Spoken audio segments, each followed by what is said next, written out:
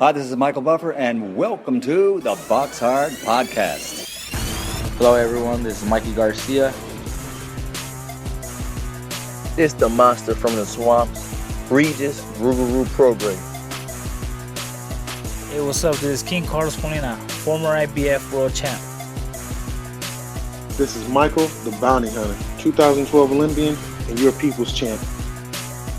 This is Charlie Edwards, flyweight champion of the world. This is Fast Eddie Chambers, and you're listening to the BoxHard Podcast with my main man, Joey Coastman.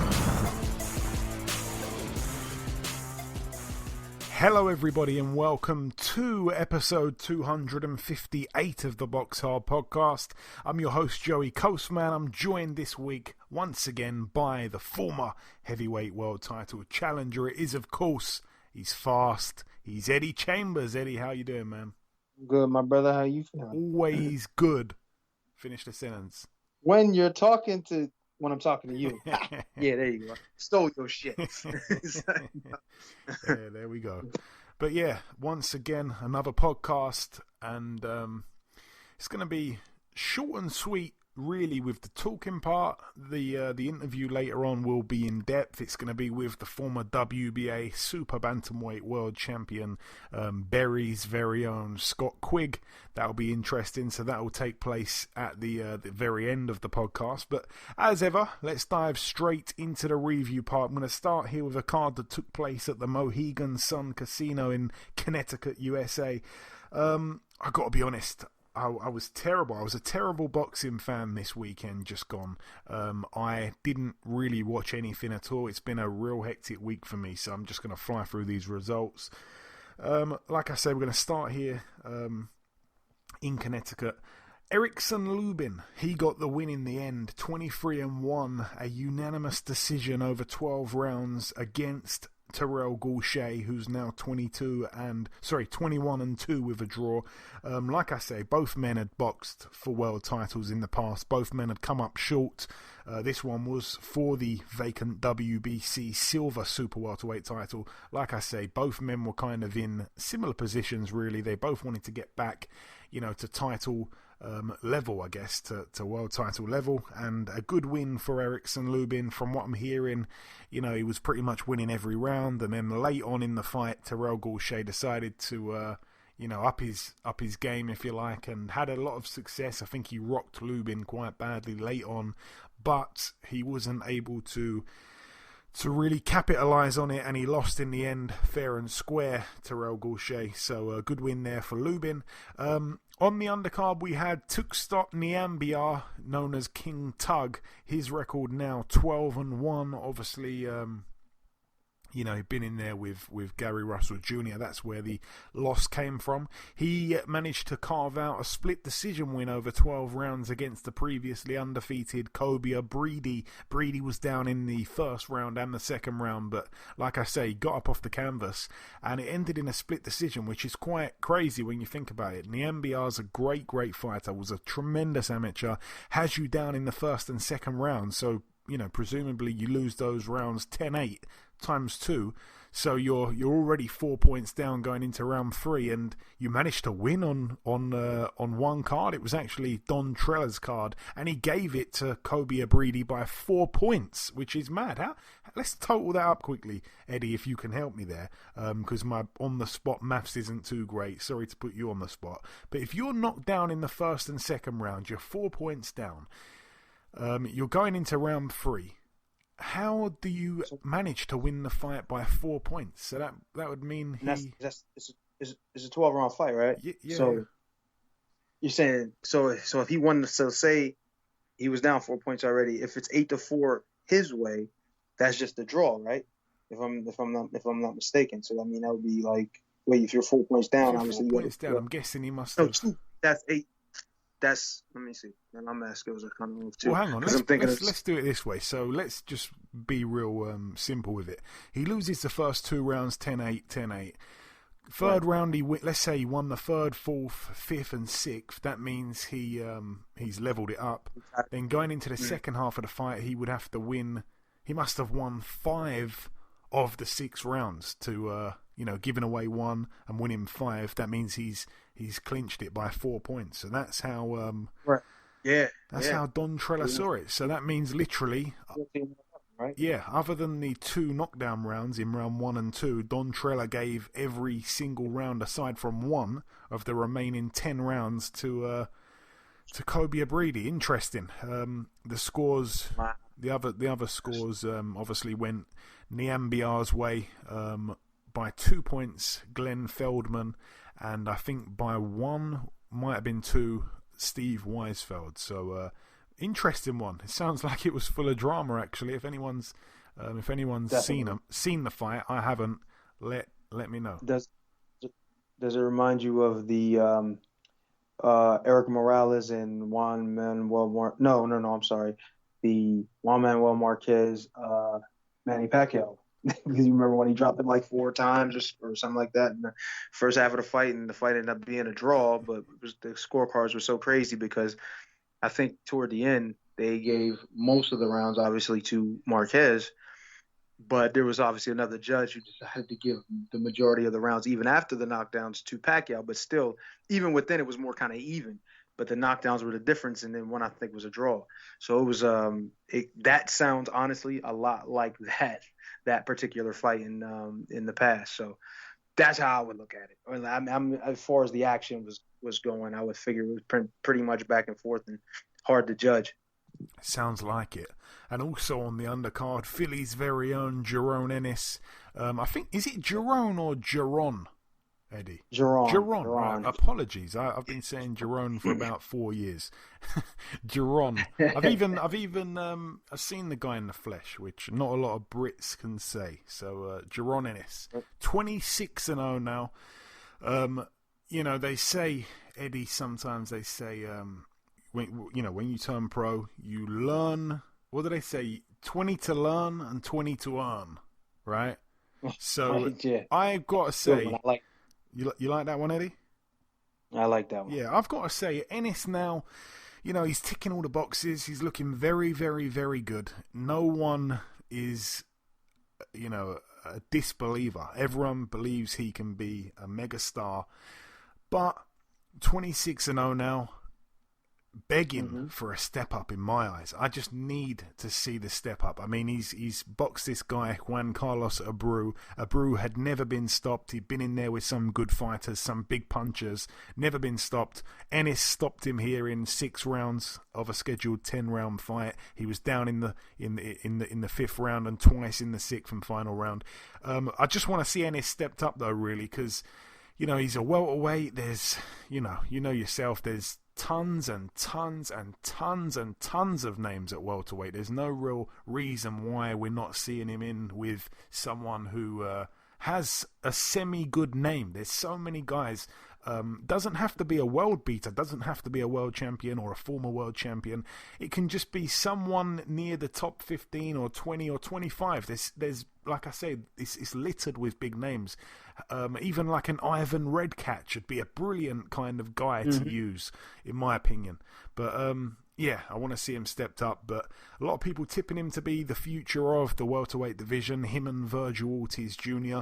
Obviously, Ortiz Jr., he's been stepping it up recently with some good wins. I want to see Ennis do the same. Moving out now to the bubble in the MGM Grand Las Vegas, Nevada. Efe Ajagba, I actually did watch this one. Efe Ajagba managed to clinch the win, a unanimous decision over 10 rounds, very wide in the end against Jonathan Rice, who's now 13-6 with a draw. Efe Ajagba, like I say, 14-0. A little bit frustrating to watch it at times. It seemed like he had that kind of willingness to coast at times. You kind of had that feeling that if he was to up the pace and put his foot on the gas a bit more, he could have forced a stoppage, something like that, but he seemed to be quite happy to just let the fight play out, and for that reason it wasn't the most entertaining or exciting fight, anything like that. It actually dragged on, which doesn't get said too much in heavyweight boxing, at least. So yeah, a win nonetheless, but I want to see him up the excitement levels a little bit. The top of that card was Jose Pedraza winning a fight against Javier Molina. Pedraza now 28-3, Molina 22-3. It ended in a unanimous decision over 10 rounds there for Pedraza, quite wide in the end. Also on the undercard, I forgot to mention almost, Robisi Ramirez, the two-time Olympic gold medalist. He picked up a win. He's now 5-1. A unanimous decision over 8 rounds against Felix Caraballo, who's now 13-3 with 2 draws. He pitched a shutout there, Ramirez. Seems like we've spoke about him lots and lots of times. For some reason, Eddie, we're always doing a show together when he fights. It's quite weird. Anyway, that is it for that one. The final card to mention took place in Ukraine at the Bartolomeo Best River Resort. Let's start with the undercard. Ali Eren Demirizian. I was saying it wrong last time. I'm going to try and get it right here. Demirizian, I think it said. Anyway, he took on heavyweight tough man / journeyman, really, but tough guy nonetheless. Kamil Sokolowski, and Demirizian managed to win the fight. A unanimous decision over 6 rounds there. Quite expected, I guess. And the top of the bill, Andrei Rudenko. He was back to winning ways. He's now 33-5. A unanimous decision win over 10 rounds against Konstantin Dovbishenko, who now has a negative record, 7-8 with a draw. Unanimous decision over 10 rounds. Like I say, very wide in the end for Rudenko. A guy who I still think has a few fights left in him, big fights left in him. I'd like to see him over here perhaps with a couple of our prospects on the up. Still quite a semi-big name, I guess, but I said it on last week's show and I'm saying it again this week for no apparent reason. But anyway, that brings the review part to a close. I don't think I've ever done this before, but I'm just going to roll straight into the preview part here. We're not going to be discussing the big Klitschko Chambers fight on this week's podcast. It's just going to be a regular review, preview, news and guest show. Eddie, of course, is with me nonetheless, and we'll definitely be speaking about the Klitschko fight at a later date, whether it be next week or the following week. It certainly will be in the month of October. That's what I can promise. So yeah, that to look forward to in the next couple of weeks. Going straight now into the preview part of the show. I'm going to start here in France, and just before I get into it, the news I'm going to do at the very, very end when I'm signing out with the outro, as I do every week. So I'm going to save the news to the very end of the show. Let's start here, like I said, with the preview part in Paris at the La Défense Arena. It's gone under the radar massively. It takes place tomorrow night, Friday, September 25th. Tony Yoka, the gold medalist Olympian from the 2016 Olympics, controversially beat our very own Joe Joyce in the finals. 7-0 as a professional. He takes on Johan Duhaupas. That's a brilliant fight. I really, really like that one over 12 rounds there. Duhaupas, of course, 38-5. If he's in the right mood, he could cause Yoka some problems, I believe. Moving out now to Mexico at Las Torres de Tijuana. Gonna go easy on the pronunciation. Not trying to make you jealous again, Eddie. I know you want to punch me when I bring out the. Nah, I'm joking. Nah, it just makes me want to step up my game. Well, anyway, over here we get to see Julio Cesar Chavez Jr. return to the ring. I thought he was retired, to be honest, but he's back in a 10-rounder. 51-4 with a draw. I don't think I've seen him fight since he had that fight against Daniel Jacobs, in which he was doing really well, and then he just seemingly quit in the corner. It was very bizarre. Anyway, he's back against Mario Cazares, who's actually undefeated, 11-0. Never heard of the guy. Best of luck to him. 10 rounds in Mexico. Moving out now to Germany. This one is on DAZN. It's on Sky Sports, of course, at a sensible hour for the UK fans. It's going to be quite early on the Saturday for the US people that want to watch it. It is, of course, the finals, the cruiserweight finals of the World Boxing Super Series. The undercard isn't fantastic, but who cares? It's all about the main event. The Cuban Uniel Daltakos, the KO Doctor, 24-1. He takes on Maris Bradis, 26-1. That one's for the IBF World Cruiserweight title. Of course, Daltakos has that loss to Murat Gassiev, and Maris Bradis has his loss in a brilliant fight against Alexander Usyk. So, both men have lost to guys that were world champions at cruiserweight and moved up to heavyweight. So really and truly, the winner of this fight, in most people's eyes, is the king of the division. There's a lot on the line. I really like Daltakos. That's a great fight. He could knock Bradis out, but Bradis is so good. He's also a policeman in his spare time in Latvia. Brilliant fight. Moving out now to that one's taking place in Germany, but moving out to a part in Latvia, a part of Latvia, I should say, Riga, at the Studio 69. I wonder what goes down there. Big Baby Miller in the house. We don't know. Could be. Who knows? Over here, though, Ricards Bolotniks, 16-5 with a draw. Obviously, he scored a brilliant knockout win against Stephen Ward in this Golden Contract tournament. This is the semi-finals. He takes on our very own Hosea Burton, 25-1 over 10 rounds. Hosea Burton, I feel, has bundles of talent. It's been quite frustrating watching the last few years of his career because I really believe in him. I think he's really good.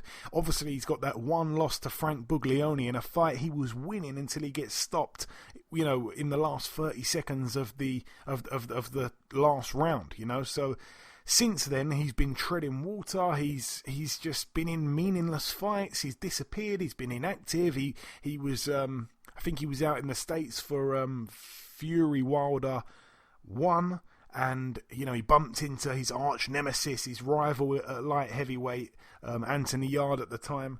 And, Yarde was still undefeated. He hadn't boxed Kovalev yet. There was back and forth there. We never got to see the fight. It just seems a real shame. It's almost like he's been a wasted talent. I really hope he can win this fight, win it well, progress to the finals, win that, and, hopefully there's something good to come in his career, because I think he's got a lot of ability, Hosea Burton.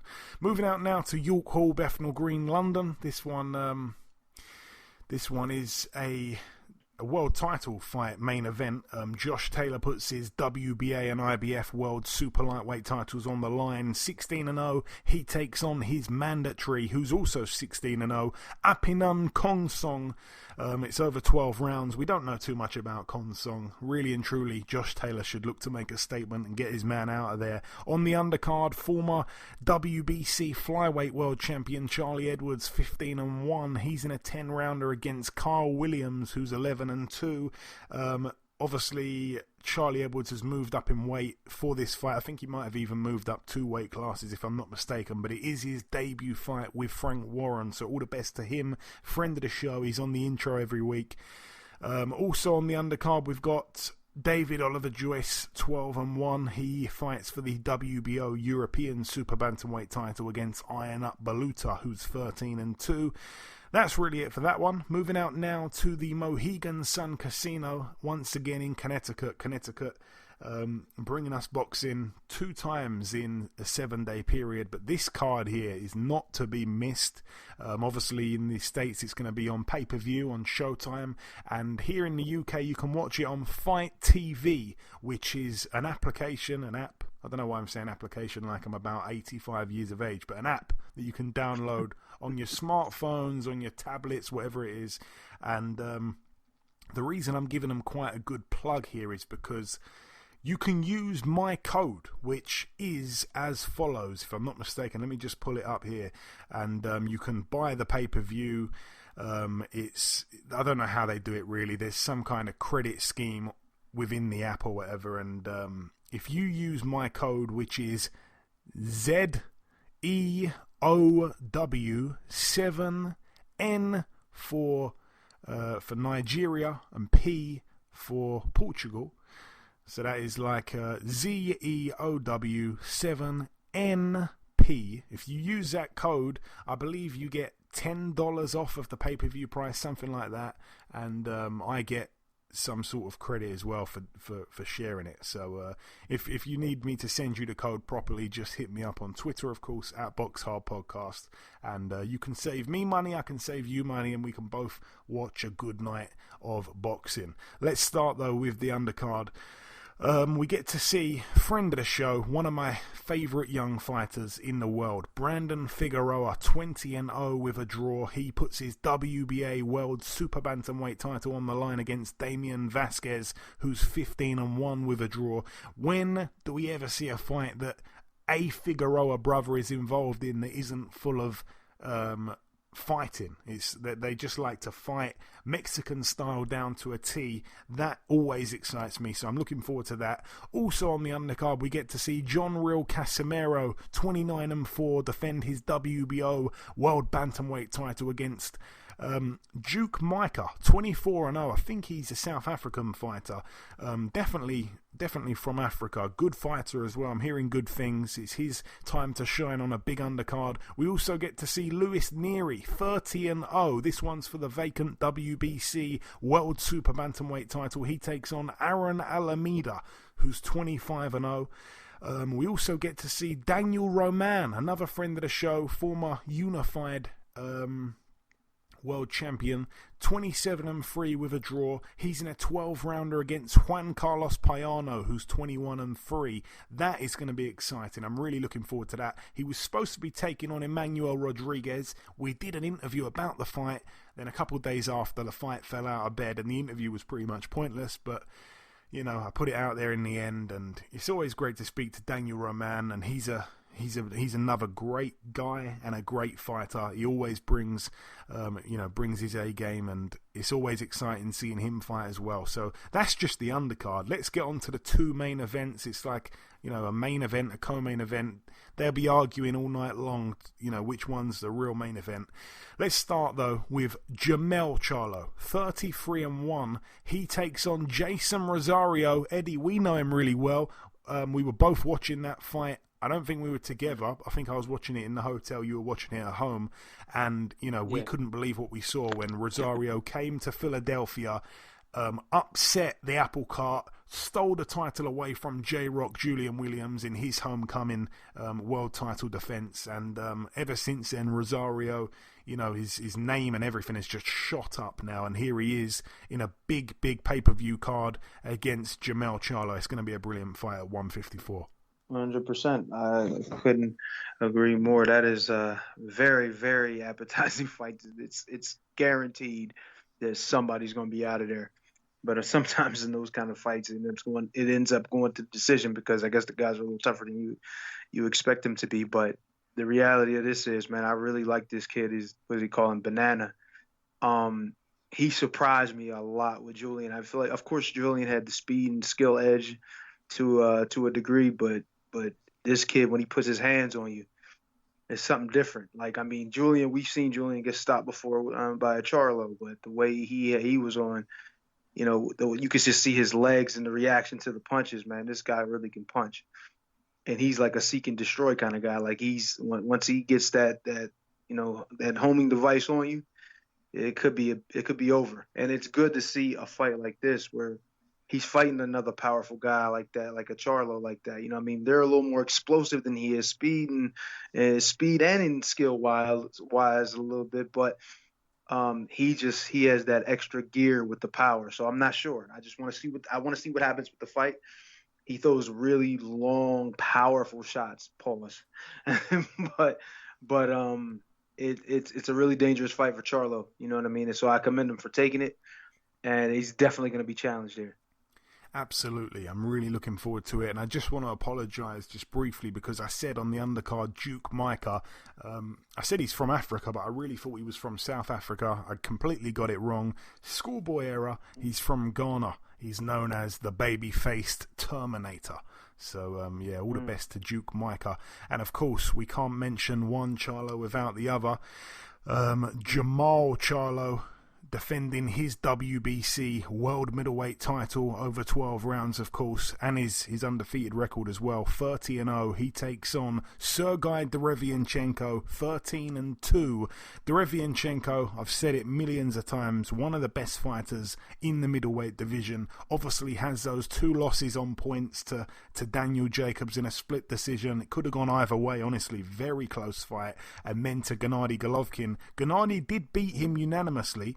Derevianchenko was down in the first round in that fight, and funny enough, he was down in the first round against Daniel Jacobs. But even in that Gennady Golovkin fight, a lot of people had Derevianchenko winning, even though it was unanimous. A lot of people had him winning. It even seems like more people had him winning that than they had him winning the Daniel Jacobs fight, in which that one was actually a split decision. But anyway, tough guy. Yeah, I just think this is a seriously dangerous fight for Jermall Charlo, and I almost applaud him for taking it. Yeah, talk to me about this one, Eddie. Another brilliant fight. It's just worth the money. I'd rarely ever say that. I look at a pay-per-view, and this time I'm saying, take my money, baby. Take it. Yeah, please. Yeah, this is one of those things where, I'm a fighter, you know what I mean? And trust me, I mean, I'm used to it. I I've been never around knew you it. was a fighter. I never knew you was a fighter. Isn't it crazy, Joey? Honestly, you've never mentioned it in all these podcasts we've done. I didn't? Dang, what is wrong with me? Sorry for saying that. Sorry for not saying that. But the reality of it is, and certain fights, you hear about and you get excited. You like for example, the Lomachenko and Teofimo. And Teofimo Lopez fight. That's an exciting fight. That's something I'm excited for because of the skill level that is going to be in that fight and all. But when you look at a fight like this this is guaranteed action and high skill level and danger. It's at every turn. It's like Jermall Charlo is a really powerful puncher, good skill fighter, tough. You know what I mean? Same thing with Derevianchenko. Like he's all and he's aggressive. And he comes forward and he throws punches and bunches. It's a can't miss fight. And when you say it's dangerous for him, I mean it's absolutely dangerous because we saw him get hit by Golovkin and get up and try to and basically win the fight. Most people think. So imagine he better be carrying some real heavy hammers in them gloves if he's going to hit this guy and keep him down. So it's gonna be. This is the kind of thing I'm looking forward to. I really want to see it. And like I said, I've seen a lot of things. I've been in the ring a long time. I've been involved in these types of things. So I'm really, really excited to see what happens. I really applaud both of the brothers for taking this fight. These fights, these are extremely dangerous fights, but you're a world champion. You're supposed to take on all comers. You ain't supposed to hide from anybody. So like I said, once again, I applaud them for doing what they're supposed to be doing. Yeah. I can't say it any better myself. Really, really looking forward to that as well. And you've just brought up there the fact that obviously Derevianchenko was down against Golovkin. He got back up. If Golovkin can't keep you down, if Danny Jacobs can't keep you down, in my eyes, they're both bigger punchers than Jermall Charlo. That's just my opinion. Let's call it. Let's say it's more proven punchers, you know what I mean, and been in those heavier weights for a bit longer, and obviously been around a bit longer. So yeah, I agree with that. Yeah, I think if Jermall were to actually stop Derevianchenko legitimately, that is just a huge statement. But I can't see it based on the fact that Danny and Gennady couldn't keep him down. But that's just what I think. Anyway. I hope it's a great fight. And the final fight to mention of the preview part of the show, just before we wrap this up and bring in our sole guest, it takes place next Wednesday, September 30th. Of course, by the time we record the show next week, the fight would have already taken place. I've said that a million times before. This one takes place at the Production Park Studios in South Kirkby, Yorkshire. It's going to be on ESPN Plus and I'm guessing IFL TV. What do we have over here? We have Stephen Ward on the undercard, 12-1. He takes on a guy called Joan Valal, who's 5-5. We get to see Liam Conroy, 18-5 with a draw in a 10-rounder against Serge Michel, who is 10-1. Liam Conroy, this is the other light heavyweight semi-final. The winner of this fight takes on the winner of Bolotniks and Jose Burton. And also we get to see Ryan Walsh 26-2 with 2 draws in a 10-rounder against Jazza Dickens, who's 29-3. Someone, I'm not quite sure what tournament that is, but it is the Golden Contract tournament. I'm not quite sure what stage it is in the tournament. I don't think it's the finals yet. I think it's the semis, if I'm not mistaken. Could be wrong. They're doing a lot of things at the minute, MTK, with these Golden Contract tournaments, etc. And many fight nights they've brought us on Wednesday. I'm just a little bit confused at the minute with that. There's a lot to keep track of, but another fight, I think it's topping the bill. It should top the bill anyway. O'Hara Davies, 21-2 in a 10-rounder against Tyrone McKenna, 21-1 with a draw. In many people's eyes, Tyrone McKenna's very fortunate to even be in this fight here. A lot of people felt he lost his last fight to Mohamed Mamoun, the Frenchman. It was a robbery. Let's be completely honest. Even the referee didn't want to pick up the hand of McKenna when the result was announced. It was quite a bad decision all round from the judges. They gave the fight to McKenna, which of course set up the McKenna-O'Hara Davies final, and there's so much bad blood there, you have to kind of think that subtly played a part, I should say, in those scorecards that we saw. But yeah, it's going to be a good fight anyway. McKenna-O'Hara Davies, very, very interesting fight. Like I say, very spicy build-up. Both men had some sort of scuffle on the street in the past during an interview once. So we get to see it in the ring. I think O'Hara Davies is way too much for Tyrone McKenna. That's my opinion anyway. But we shall see how the fight plays out. Like I say, lots and lots to look forward to this weekend and the early part of next week. Wednesday I'm talking about here in Yorkshire.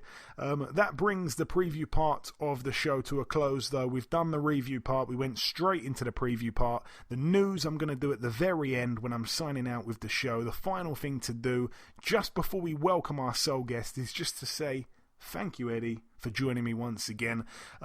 Next time we do a show together, I'm assuming we're going to be doing the big Klitschko talk and the rest of that. So sign out. I want to say thanks once again for having you on, and the listeners are in for a treat with the next lockdown knockdown that I know you're eager to deliver to their ears. Yeah, man. I appreciate you having me on and being able to tell my story along will help you out with the podcast. It's kind of, it's keeping me alive in this whole thing and keeping me, excited about the sport. And I'm pretty sure it's doing that for a lot of others too. So this is a good opportunity to get these things out there, let people listen and really hear it from a fighter's perspective, of what happens in their career from, dealing with the tough fights, also dealing with the tough fights outside the ring when you're talking about earning. And, it's a pleasure for me to do it. And I just hope this can reach the right guys and let them know what they need to do, and hopefully they can avoid dealing with some of the hardships that a lot of other fighters have to deal with. Absolutely. Okay, there you have it. That brings all the talking to a close. The final thing now to do is to welcome our sole guest on this week's podcast for a very in-depth interview, the former WBA Super-Bantamweight world champion, now happily retired, Mr. Scott Quigg. Ladies and gentlemen, please welcome the former WBA Super-Bantamweight world champion. It is, of course, Mr. Scott Quigg. Scott, welcome to the show, my man. Thank you very much. No problem, my friend, no problem. It's a pleasure to have you, Scott. So I want to start here. Obviously, when you took up boxing as a young kid, am I right in saying that you had 12 amateur fights? Yeah, I only had 12 amateur fights, but before that, I started Thai boxing at the age of 10, and I had 67 Thai boxing fights. So I was used to being in the ring. I had 65 wins, 1 loss, 1 draw. Wow. So I'd been in a ring in competitive sports, before I went into boxing. But like I say, I only had 12 amateur fights. So a short amateur career when it comes to boxing. But then, because I went into I won the junior ABAs after 7 fights, then boxed for England, and then, like I said, 12 amateur fights I had, and then ended up turning professional. Yeah, and it is unbelievable to think that you had that real brief amateur career and you went on to achieve what you did. Let's start with that. You mentioned you turned professional April 21st, 2007 at the Jarvis Hotel in Manchester. You boxed a guy by the name of Gary Schill. Do you recall much about your debut, Scott? I mean, we talked with debut. Obviously, I think I've been training under. Obviously, I was with Brian Hughes first, my first professional trainer. So I've been training with a pro for quite a long time, and it was, the build-up, and it was with the limited amateur experience that I'd had. The actual the process of the journey really was, what Brian set out was to learn on the job sort of thing, gain experience and get the right fights and make sure you just improve them. And obviously, the first fight at the Piccadilly Jarvis Hotel, I remember that, and it was probably a memorable. It was a memorable night. That was the start of the journey that resulted in me becoming a world champion eventually. But yeah, I remember the night. It was I think it was a points win against Gavin Shield. But like I say, that just gave me the taste for it and the buzz to just keep going, because obviously being in there with no red guard on and everything like that, it was something that I remember strongly. Again, you jumped straight in a 6th rounder there in your debut, and as you say, you sort of were learning, on the job. If we jump forward now to October 22nd, 2011, at this point you're 22-0, you got 15 KOs, you challenge for the British title against the then champion Jason Booth. The fight ends with Booth retiring on his stool after 7 completed rounds. What do you remember about that night there in Bolton? I remember that night. Obviously, that was a big moment in my career as well, because that was my first fight with Joe Gallagher as well. So I changed trainers from that. So obviously, I was with Brian, and then I was when Brian retired, I had another fight still up at Collyhurst with Pat Barrett, and then from then I moved on to I went and took with Joe Gallagher then.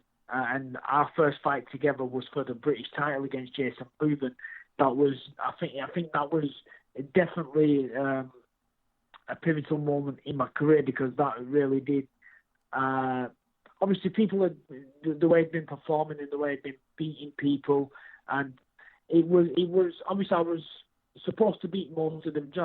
When you're coming through, you're expected to beat the people that are put in front of you, but it was the way I was beating these people and stopping them, stopping fighters that they don't normally get stopped. So I was starting to build a bit of a name from that. But then, like I say, when I beat Jason Booth and stopped him, that I think that opened a lot more people's eyes, as in this kid could be the real deal. Yeah, and again, it always takes a fight like this to get people believing. But just from your point of view, at this point, you I guess really had no idea that you'd go on to become a world champion and be in many big fights. Just describe to me kind of the feeling that came over you when, you became, the champion of Britain. What was that feeling like? How did it mean to you at that stage? Yeah, I mean, it was like even though I always believed in myself, obviously, you've got to believe in yourself. Obviously, the goal was always, to become a world champion, like every boxer when they first start. But obviously, becoming the British champion is something that I always had on my radar. And I always believed I was good enough to achieve good things in boxing. And as you're coming through, and it was when I knew Jason Booth had fought at the highest level. He was this was a real test. He's mixed at world level. He's been British champion before. He's well established, as in experienced. He's well respected. And if I wanted to go on and progress and was as good as I believed or I was and could eventually be, I needed to beat people like Jason Breven, and this was a real, really the first real test, really, where it was a legitimate. This will give us a gauge to see how far I could go, and when I passed with flying colours, if I do say so myself, that really did give me belief and really set me on my way, really, so with the momentum I got from that fight, so then the way I kept going. Yeah, absolutely. And after that, you defend the British title once against Jamie Arthur. You stop him in 8 before having those 2 back-to-back fights against Rendell Munro for the interim WBA world title. Now, the first one, of course, ended prematurely, a technical draw in the 3rd round after a clash of heads in which you were losing on the cards. The second one, you became the first man to stop Munro when you got rid of him in 6 on that Hatton-Senchenko undercard when Ricky attempted that comeback. Just tell us about those both fights there against Rendell, Scott. Well, in both of them training camps, probably up until that date, they was absolutely went perfect. So the first fight, which unfortunately ended in due to a clash of heads, and it was a nasty cut what had opened. But what happened in the second fight was going to happen in the first fight. So I felt so comfortable in there. I could see everything that he was going to do, and there was no doubt in my mind that I was going to do the same job on him in that first fight that I ended up doing in the second fight. And you'll get people, and I've had people say that wouldn't have been the case. Rendell was this, which literally, I could see everything, and I felt so comfortable in the first fight, and that's why I was so I was absolutely gutted the way that fight ended in the first one. So, as I said, I was behind on the card because he was coming out, but I was having a look. I could see everything he was doing. I was comfortable, and honestly, it probably might have gone a couple of rounds longer, but I 100% believe I would have stopped him and got the win even in the first fight. But obviously, with what happened, I took the positives from it, because I got another camp. I improved as a fighter, and not only that, I got paid twice to do the same job. So in the end, it worked out best for me. I matured as a fighter. I went out to America in between those fights for a bit of a training camp. Then we brought some sparring over from America to help prepare for the rematch. And like I say, it couldn't have worked out any better. Yeah, and a brilliant win once again. And obviously after that you return, you get a win against the Brazilian William Prado. You became the first man to stop him as well, by the way. After that, that's when you, I believe, get upgraded to the full WBA world champion.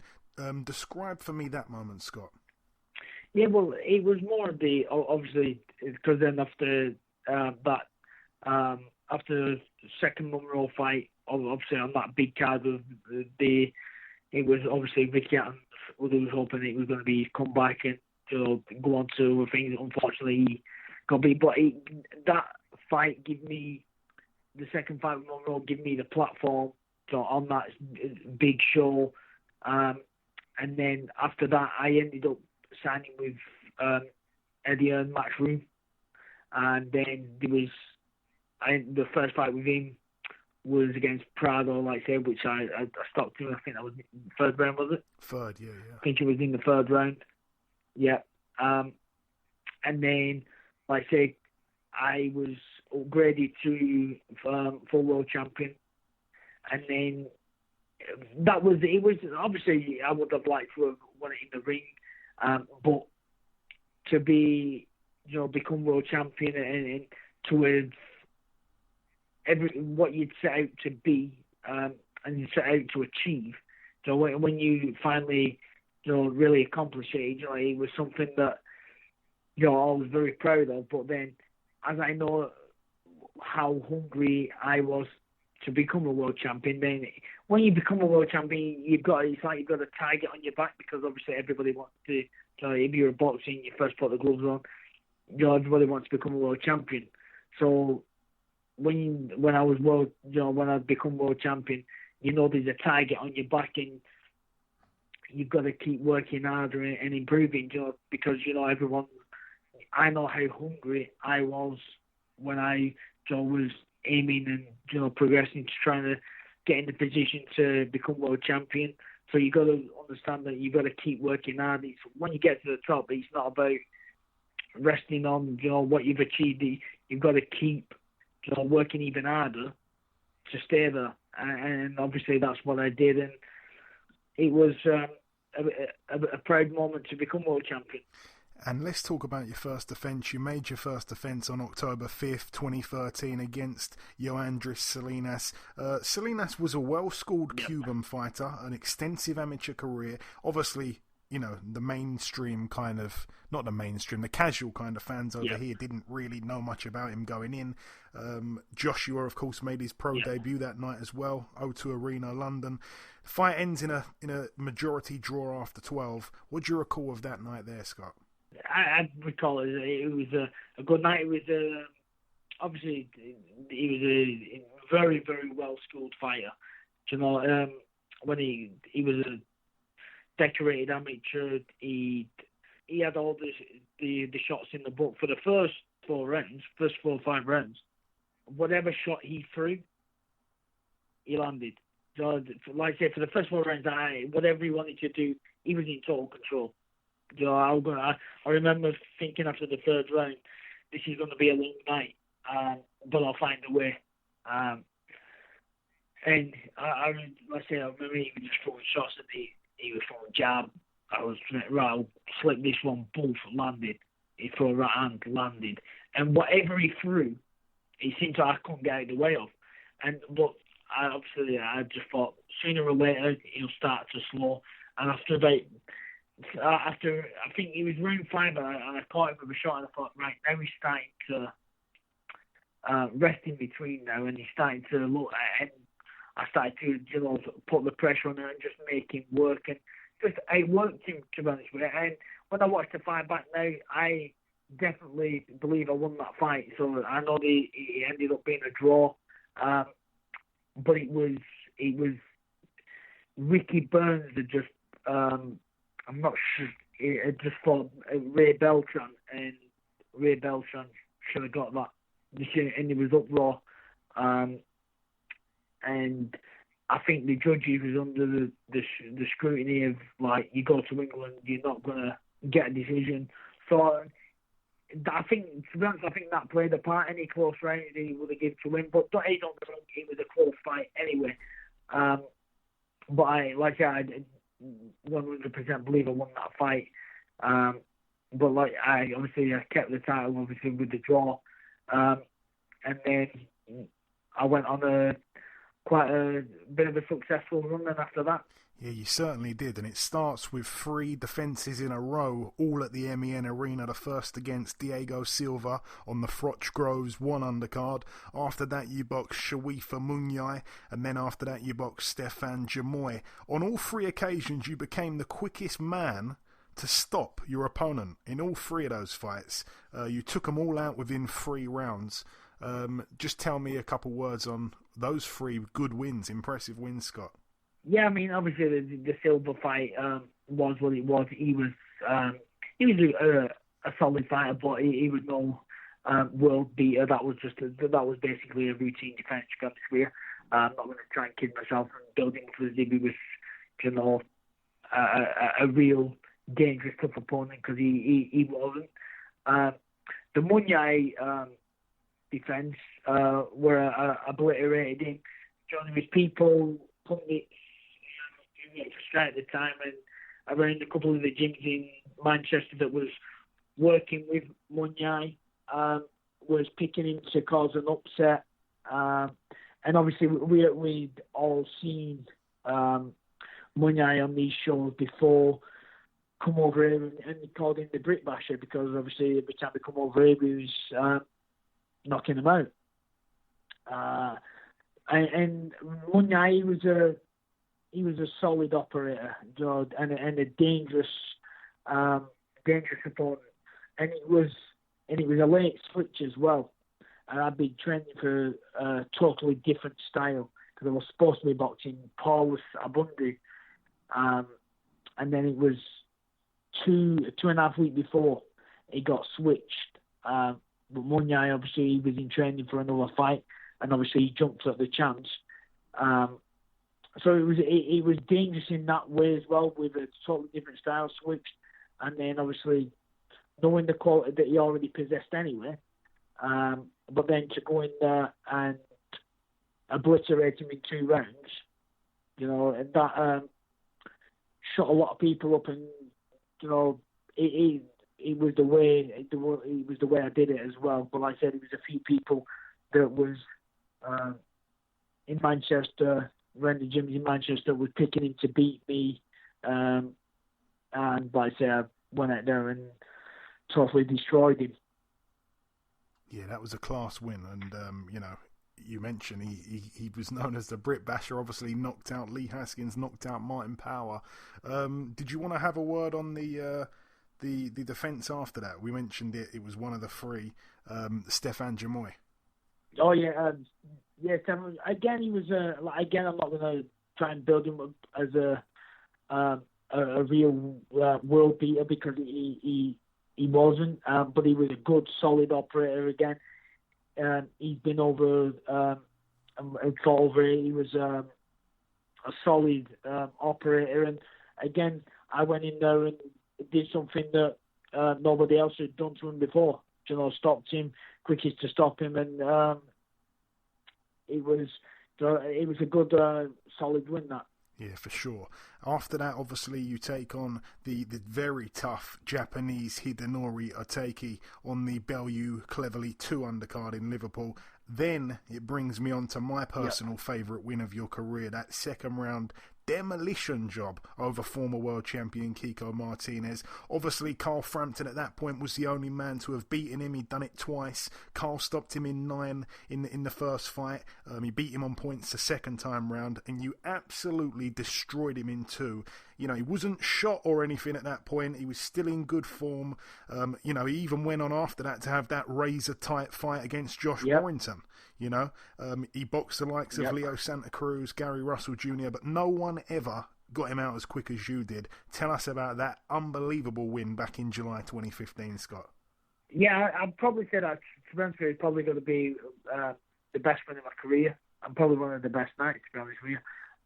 Obviously, with what it led to as well, and obviously the build-up at that time, obviously coming at that time, me and Carl Frampton was on the collision course, and this was, you know, I'm sure he fought the same night as well, over in Texas. So there was a lot riding on it. The stakes was high. Martinez was a very, very dangerous fighter, and the training camp leading up to that fight was absolutely perfect.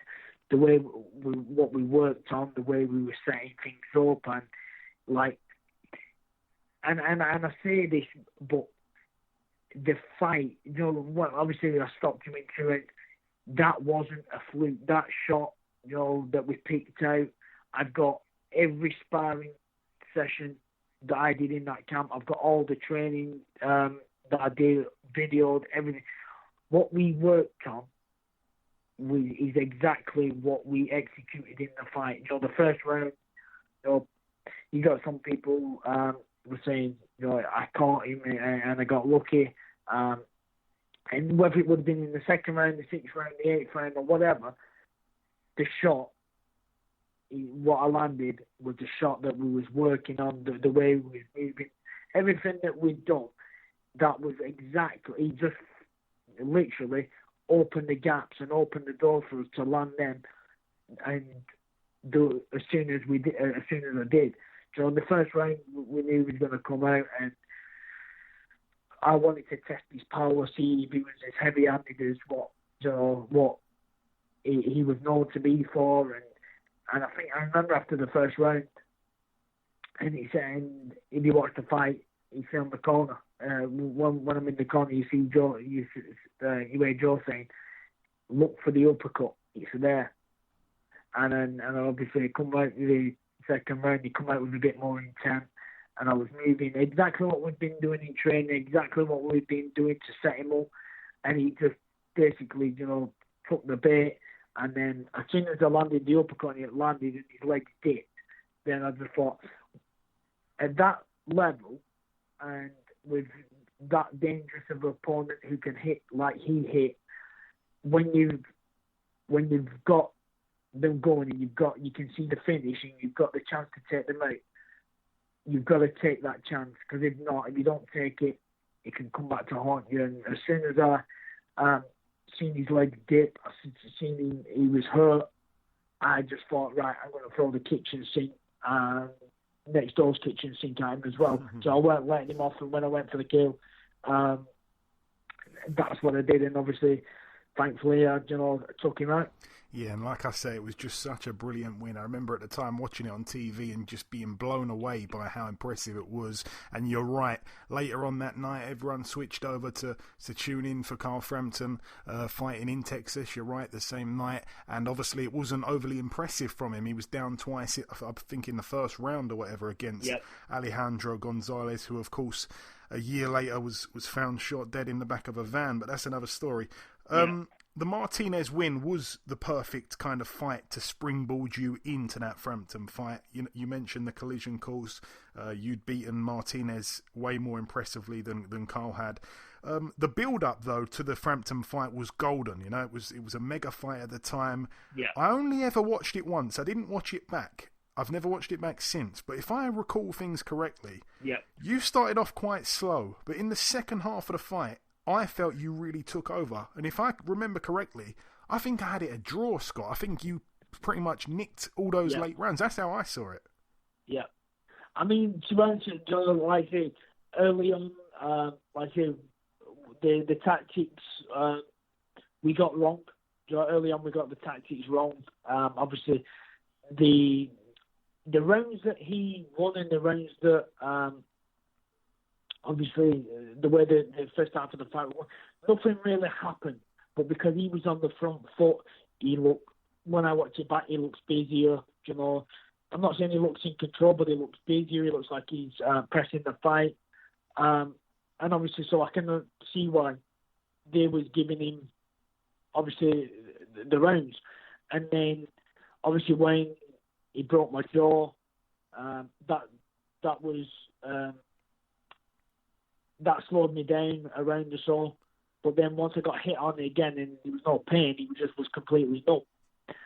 That's when I thought, right, I need to put the pressure on, because if this gets worse, I need to do something. I need to just go for it. I can't feel it, so I might as well just go for it. And I need to pick because I think it was one of the lads shouted over to Joe in the corner, and he said I was 5-1 down, I think, something like that, or 6-1, or 5-2 down. I can't think, one of them ring, and they said, and I went I was shocked because I wasn't, I didn't feel like I was under any pressure, or I didn't feel like I was being bossed. Joe when I was in there. So then once I found out, I was behind what Sky had it. So then obviously I put just started to forward what I should have done from the start, really, and how I usually boxed. And then once I did start to put the pressure on, towards the end he was hanging up. I had him rocked a bit. But like I said, it's nothing that I look back at that night and I got the tactics wrong early on, but it was a learning thing, and it is what it is. I don't sit here and regret anything, because during training I couldn't have trained any harder. I never cut corners, and it was just something that we got it wrong on the night, and that's just unfortunate. How do you sort of score that fight, looking back on it now, Scott? When I've watched it back since, obviously I look to give. If I don't think I've won a round clearly, okay, no, that's a round for him. So when I actually watch it back, and me being honest about myself, I give it in by 2 rounds. Well, that is very honest. You know, I'm not gonna kid myself when I sit back and like I could argue to give a couple of rounds to me, and which would make it a draw, but I'm not gonna. Like I always speak the truth, and I don't kid myself. And it's now every time I watch it back, I've watched it back probably 10, 15 times, and every time I watched it back, I gave it in by 2 rounds. Well, that is very honest. Like I say, I only watched it once, but I remember thinking that was a draw. I'm pretty sure I did. It was very close anyway. Yeah. And you had to battle with that broken jaw early on. You're back in the ring 10 months later against Jose Cayetano. Again, you become the quickest man to stop him on that Joshua Molina undercard in Manchester. Yep. After that, you boxed twice more, which included a points win against Virial Simeon, tough guy, on the Joshua Klitschko undercard, and then a 6th round knockout against Oleg Yefimовich in Monaco. Am I right in saying, Scott, that this was just... I think it was just before those 2 fights that you headed over to the States and started training under Freddie? So I had the fight with Cayetano, still with Joe Gallagher. I got Joe won that, and then after that fight, that's when I went over to link up with Freddie. And the first fight with Freddie was on the Joshua Klitschko at Wembley. That was the first fight that I had with Freddie. Good solid win against a solid operator in Virial Simeon. And then, like I say, I fought again in November, was it, in Monaco, against Oleg Yefimовich, and again stopped him. So then I think that was the one that put me in line when I fought to fight Oscar Valdez then. Yeah, but just tell me, before we get on to Valdez, Scott, what was it like, to go out there to the States and move out there, move away from Berry, go out there and train with someone like Freddie? I think you'd been over there a few times with Joe to his gym prior to that, but it was an exciting move. But at times, I have to admit it, it seemed like you'd kind of fallen off the face of the earth a little bit. You just disappeared, Yeah, I mean, I'd been so the first time I went to Freddie's team was when I was at Brian Hughes's. I used to go over. I went out over every year to do some training out there. I used to do 6 weeks out there. So I built up a friendship with Freddie over the years. Obviously, because I used to go out there to get the sparring, because obviously British fighters fight different to Mexicans, Americans, all different nationalities. So when obviously I was climbing the ladders and I was fighting, fighters from Mexico, Venezuela, Argentina. They had that South American style. So during that process, when I was coming through and I was still at times, I used to go over to Freddie's and get the sparring with them sort of fighters, because the rhythm is different, the shot selection is different. So it was all like education. So I built up a friendship over the years with Freddie, and then I went out in January to do some training and also to just have a chat with Freddie and see if he'd be interested in training me. So when I was out there doing a bit of training, I asked him, and obviously to my delight, he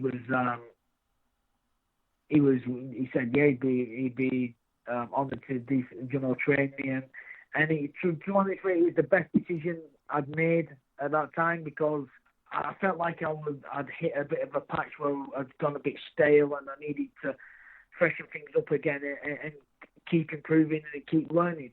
And if I didn't get that, or if I didn't think I could find somewhere where I was going to get that, a bit of a new lease of life, to get the buzz about it again, I would have packed it in back then. And obviously when I went out there and Freddie, said he'd love to train me, and that really did give me a new lease of life and give me that energy again.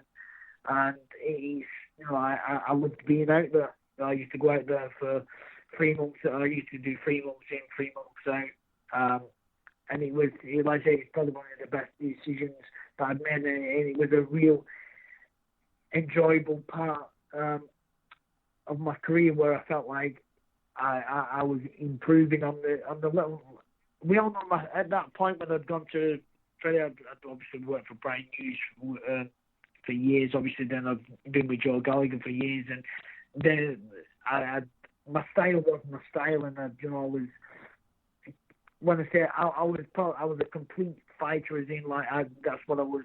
My style was my style at that point. But then going over to Freddie's, it was the small little things that just potentially like ring positioning, just small little tweaks that his knowledge, that was just different ideas and different ways of doing things.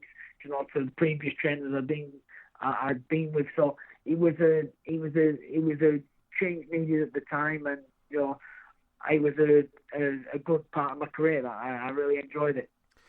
Yeah, and that leads us into March of 2018. You got another crack at a world title, this time boxing Oscar Valdez for the WBO strap at the StubHub Center in Carson, California. One of the most brutal fights I've seen in recent years, I'd go as far to say.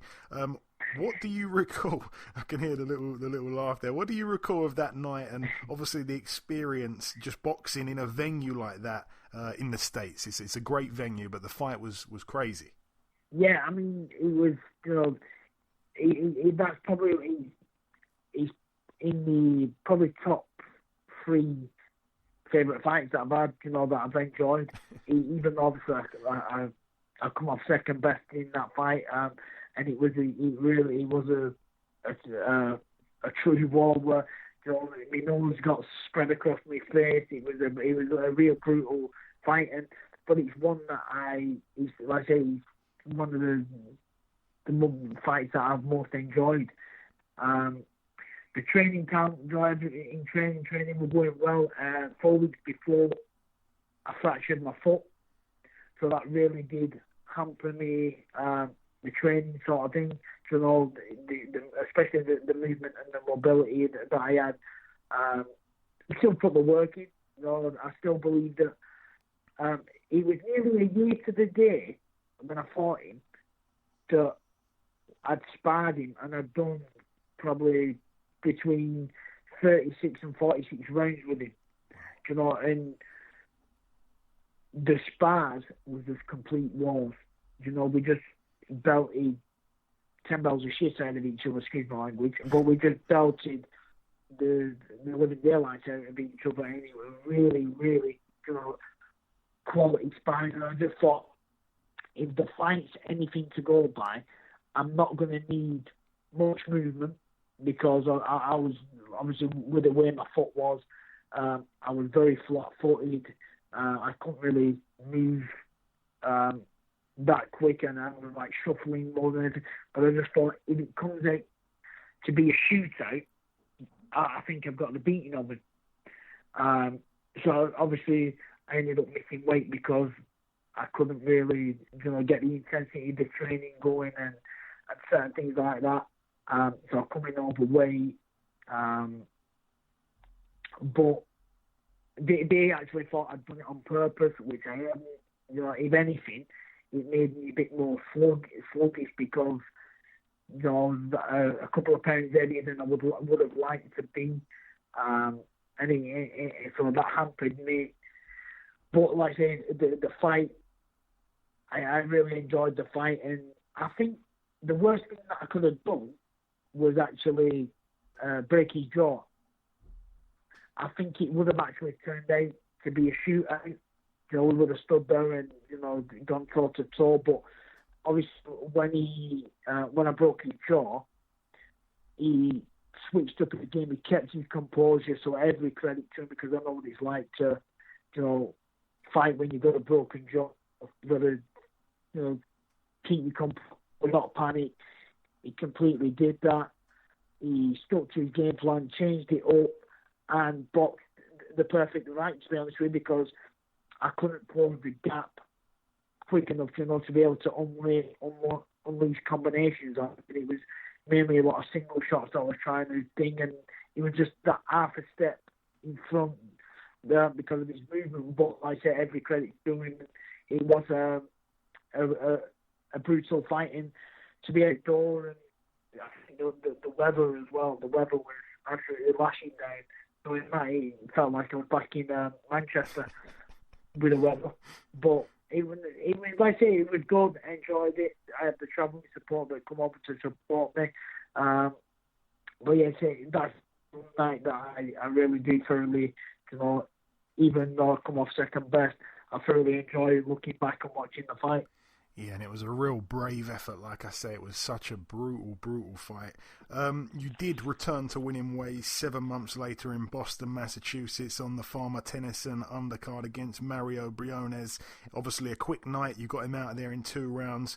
Again, after that, though, for a while, you seemed to disappear. You were out of the ring for about 15 months. What was the cause of, the cause of keeping you out that long? Well, I fought in Boston, and then I was out again. So then I was back in the UK. Then I went back out to camp because I was supposed to fight in April, and that was supposed to be against Jason Valdez. But then I think it was 2 or 3 weeks before that, I had a bad injury on my arm. I ripped my bicep in half, and then the tendon that runs across your elbow that come off the bone. I had to have an operation on that, and it was a big operation. So that put me out of that, and that was, to be honest with you, that was probably one of the. I really felt like I was firing, and I thought I really expected people to see a real one of the best Scott Quiggs that has been. I felt like I was in a real good place mentally. I'm boxing my the sparring that I had through that camp and everything. It was, it had been absolutely quality, and I really was expecting a big performance from myself, because a performance, I was told if I would have got a win there, then that would have put me in line for a world title fight next. So when that happened, that was a bit of a gutter, because I really was expecting a big performance from myself. And like I say, it was happened in sparring, and I was sparring Lewis Neary. Wow. He was having some good spars. It was really good quality work. And I remember it clear as day. It was in the 5th round. I threw a left up, and it landed perfect. It was a peach of a shot, to be honest with you. And as soon as it landed, I just felt a rip down my arm, and I just thought, well, that don't feel right. And I couldn't lift my arm up, but it was because obviously the tendon had come off the elbow. It just felt weird, and obviously went to get it checked straight away, and it was just terrible news given to me that it did, the damage of what had been done. But then by the by, then obviously I come back to the UK, I do my rehab, do everything like that. It had healed to an extent. And then I went back out to training camp again, because then I was supposed to be on the show in Saudi Arabia, so for the Joshua Ruiz rematch.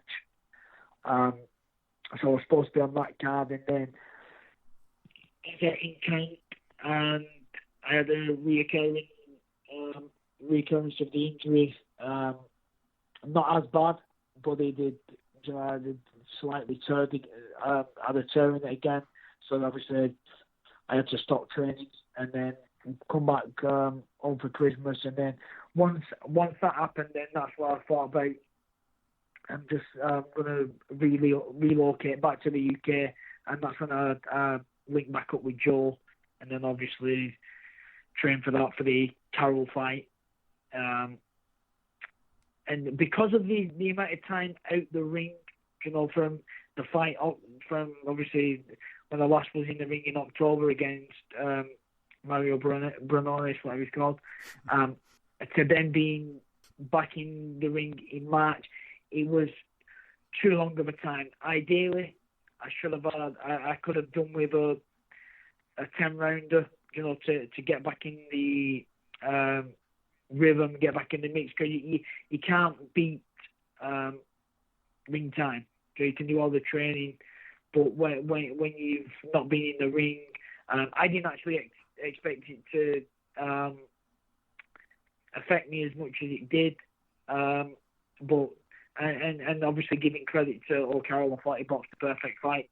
I thought he kept his movement up, very sharp, and boxed a good fight. Yeah, and we arrive at that final straw, that loss to Jono Carroll in on paper what was promised to be a war. You did give it your all, but you just didn't look your old self. You just couldn't really put it all together. Just briefly, Scott, just tell us, sort of what you sum up that fight as. It was obviously not the Scott Quigg that we've ever seen before. No, yeah, and like I said, I don't kid myself, and I don't make any excuses. He was, but through training, I wasn't the sharpest in training. I trained hard. I was fit as a fiddle. Conditioning wise, I was fit. I was everything like that. But I wasn't firing in training. It wasn't the me of old. It was, and again that was due to the time that I'd had out, and it was more of it was getting back into the rhythm and getting back into the swing of things. But I was thinking, because obviously I was putting the work in, I was training hard, I was, like I say, fitness wise, I was no problem whatsoever. I was fit as a fiddle. But condition wise, I didn't look as solid as I normally do.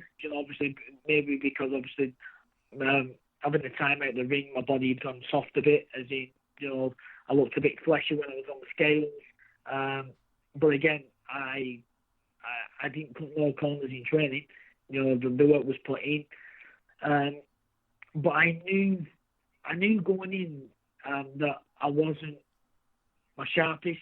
Like I said, I don't kid myself. In training, sparring, I weren't my sharpest. I was doing okay, but I weren't like I was. Normally, I'd be battering my sparring partners. I'd be, really feeling raring to go near fight. That camp, I was just getting around it, doing okay. Some good days, some bad days, but that was just, it was. I just thought on the night, I'll it'll all come together, but it weren't to be. And I'm going to ask you two questions in one here. You obviously mentioned you relocated to the UK before the fight. You made that decision to get back with Joe Gallagher. Are you glad you did? Was the journey always meant to end with both of you in the same corner? And the kind of second question in that, obviously it wasn't the way you planned the fight to go. Was it difficult to retire immediately afterwards? No, because it was obviously that's the way it was. That's the way I felt straight away. I wasn't, because the thing is, if that's me and that's all I can produce, and that's the best I can perform now, then I'm not here to stick around to make the numbers up. It's time to pack in. Thankfully, I've been successful and been smart with money and stuff like that. So it's not something that I needed or need to do, to still earn a living. So no, it wasn't hard. Hey, would I love to still box? Yeah, I would. I still train every day. I still keep myself fit. I still eat well. But at the same time, I wouldn't kid myself, and I wouldn't. I don't need to. Go on with boxing. It's too dangerous of a sport to do, and if I can't perform at the top level, then I don't want to be around to make the numbers up. But to answer your other question now, is I'm glad I finished with Joe. It was in Manchester. We joined the corner. Hey, ideally it would have been great to get a win and bear it with a win. But no, it's that was one thing that I'm glad that So it was with Joe at that fight, and it was in Manchester, and Joe was in the corner. Yeah, I agree. It was sad to see, obviously, but I'm glad you guys were together. It felt right in many ways. You retire in the end with a record of 35-3 with 2 draws, 40 fights in total exactly. Did you ever think you'd have that many, Scott? I think I've never put a number on the how many fights that I've done, but I think 45 decent. Joe, you said decent right a fight. I think the thing is though these days is I don't think because of the time I was coming through, I had I had like 20 fights pretty quick, because before I was probably one of the last ones to get word. Like they used to say, you have 20 to learn and then 20 to earn. So I was coming through, whereas we picked the right fights at the right time. We built me steadily, to get the experience through the lack of amateur experience that I had. Whereas I think around now, you're thrown in a lot quicker, a lot earlier. You got to, you don't get 20 fights to learn now. You get 10, 12 fights, and then you've got to prove your worth straight away. So I think back then it was the time where I come through. I thought I'm glad I did the 40 mark, to be honest with you. And I want to ask you a couple of kind of quick fire questions. Not so much quick fire, but much shorter questions and quick ones. I've got a few to finish up on. Who was the biggest puncher you ever got in there with, Scott? Whether that be fighting or sparring, I guess. Probably Valdez, only because he never buzzed me in the fight or anything like that. But I remember on one of the sparring occasions, I walked into one and I thought, no, this fella can. He buzzed me a bit. I thought, no, this fella can whack. But that's probably one of the few times. Probably in my whole career in sparring and everything, I've probably been buzzed about 8 times. But that one, that sticks out. Valdez. I thought, no, this fella can whack. And I want to ask your favourite win, but I guess you kind of answered that. Kiko Martinez? Yeah. Yeah, definitely. Yeah, Kiko Martinez, has to be. Okay. And who do you feel was your best kind of opponent all around, like your best all-round opponent? Probably, you'd see, I've only ever been in the ring with one person where I thought, I can't do it. So, it was the Salinas fight. I remember when he, for the first 4 or 5 rounds, I had no control in that fight. What I mean is, whatever he wanted to do and whatever he threw, he landed. And that's the only time I've ever been in the ring thinking, there's actually nothing I can do other than just keep walking forward and hopefully he gasses. Other than that, I've never really felt where, don't get me wrong, I've been outboxed before and I've been, where I've been, trying to grind someone down and that, whether it was sparring or fighting. But Salinas is the only person who I've actually been in the ring, whether I'm fighting or sparring, where I actually thought, there's actually nothing I can do here. I just hope he slows down. Fair enough. That's honest again, like I say. Was there anyone you wish you'd have got the opportunity to fight, but it never happened? I would have loved to get I would have loved a rematch with Valdez. Oh gosh. Another 12 rounds. I just would have loved the rematch. Yeah, no, I would have just loved a rematch with Valdez. A fully fit me. That's not making no excuses. He might have still got a win, even if I was, fully healthy. But I think different. But what I mean is, I would have loved to have fought him, 100%, and that would have, really, I think that would have been an absolute, real fireworks for everyone. You know, it would have been a great fight. That. But yeah, if there was anyone, I would have, and I picked that. And people would probably thought, well, I would have loved to get a rematch with Frampton. But the Valdez, I would have loved a rematch with him. And have you got any regrets about anything, the way your career went? Nope. And that's one thing that I used to look, the way I lived my life, the way I was very selfish, the way I was, you know, so dedicated, and like I said, I miss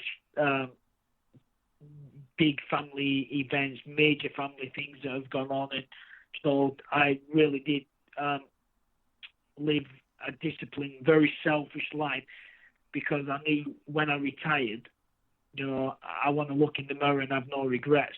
And I can honestly say on the mat that I don't regret anything. Well, you know, even the fights that I've lost or the things that have happened, you know, it was never.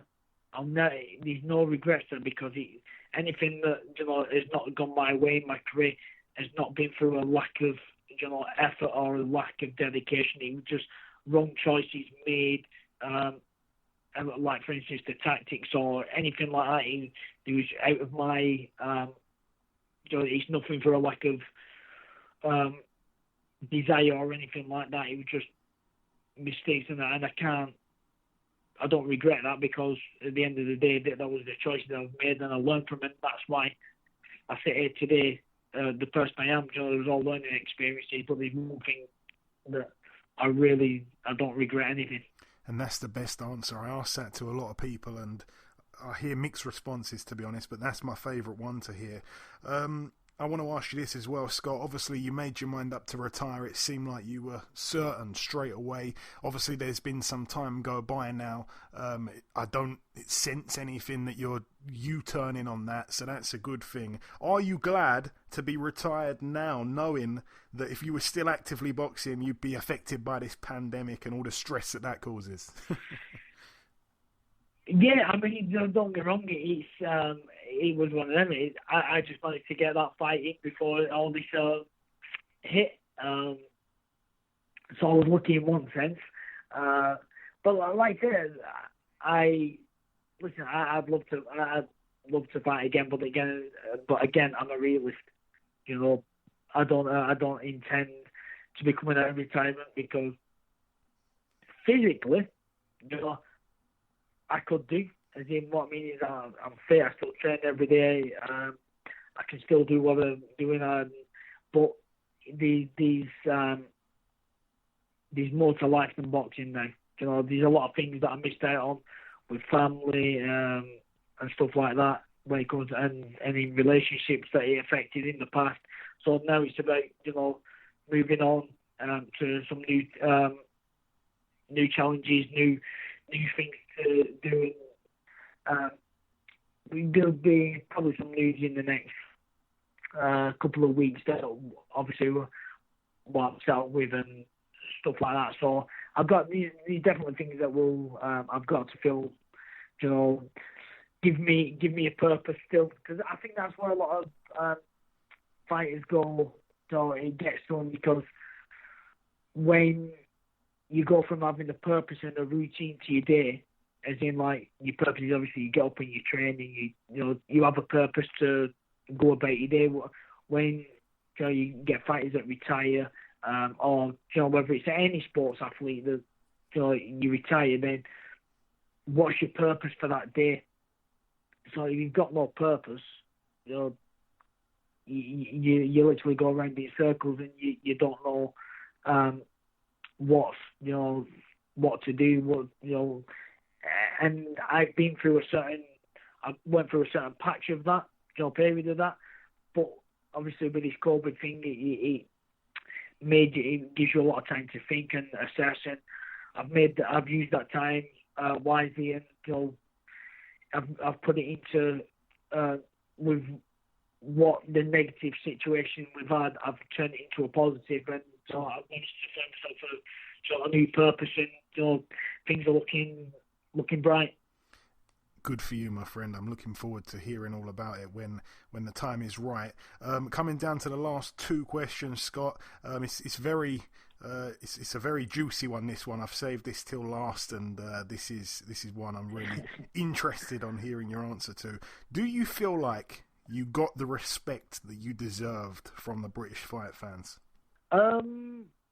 Yeah, I do. I think I do believe that with what I've achieved and how good I am, when I say how good I am, what I as good as what I've achieved, and because I've never claimed to be the most naturally talented.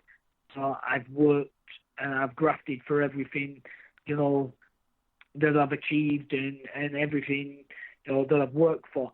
And I do think, there's been a lot more naturally talented fighters out there than me that has achieved less because of a lack of dedication or a lack of discipline. And like I said, I never proclaimed to be the best fighter, the most naturally gifted, but I've achieved what I've achieved through hard work, discipline, sacrifice, and whether people like me or support me or they support a different fighter, over me, I still believe that I do have I've earned a lot of people's respect for with what I've achieved and the way I've been dedicated to a career and the amount of work and effort I've put in. So I do believe I've gained the respect of the British boxing public.